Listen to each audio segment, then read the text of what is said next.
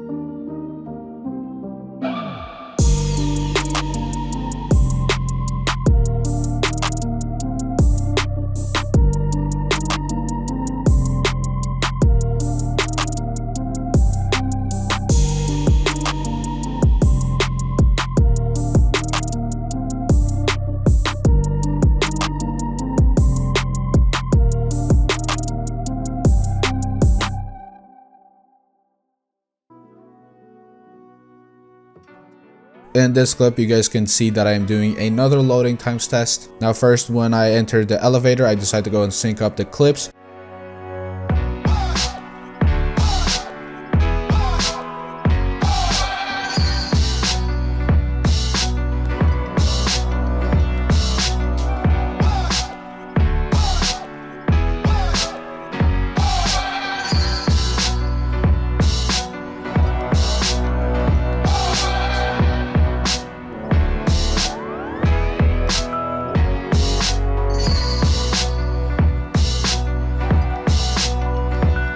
You guys can tell that I have already loaded in with the Series X and I have already got into my car. However, on the Xbox One, I am still loading into the garage and I haven't even got into my garage to get my car. Now, this actually surprised me. I did not know that they actually changed the loading times on both the consoles. Well, I don't think they changed that. I'm pretty sure the components and the specs in the Series X helps with the loading times, which makes loading in every part of the game faster.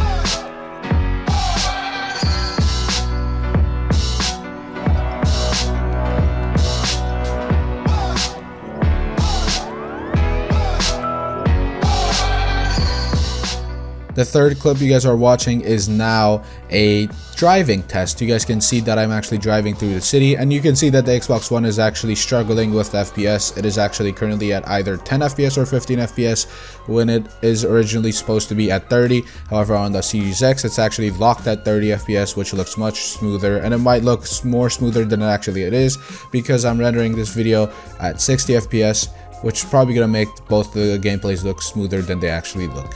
Graphics didn't change that much at all. They didn't really have any drastic changes in the graphics. They just, improved FPS, and later on you guys will see that there are some other changes that are not too drastic or, too big. They're just little minor changes that just make the game a little better, I guess.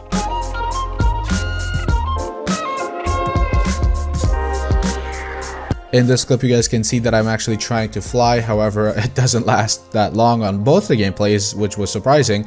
I just get shot down immediately on both the gameplays, and I was not able to fly for that long. However, one thing you guys can tell is that the FPS on the Xbox One is now much better because I am outside the city now and there aren't that many entities and objects trying to load in at the same time, which means that Xbox One can handle 30 FPS in these areas of the map. Now in this clip, I am in a helicopter. I try to do a little bit more of a flying test just to show you guys how the map actually looks like from a top-down view. And as you guys can see, there isn't that much of a difference. You guys can see that the clouds did change. The clouds look 3D now, and there's a little bit more of a fog between the mountains now if there's a cloudy day. However, on the Xbox One, you can see the clouds look two-dimensional and there isn't much of a fog in between the mountains. Now this next clip is just me walking around, and then after walking I decide to go and start shooting at some people just to see if fighting does look different. However, once the fighting clip does come around, you guys will be able to see that whenever I start shooting my gun, the FPS drops even more. I'm not sure how or why this affects the game that much, but on Xbox Series X it's still locked at 30 FPS and looks much better. I mean, it could be because obviously I'm back in the city again. However, the FPS drops even more when I start shooting my gun. I'm not sure why, how that affects it. I guess the bullets that come out of my gun are loading or whatever, but you know, that just makes the game even more slower.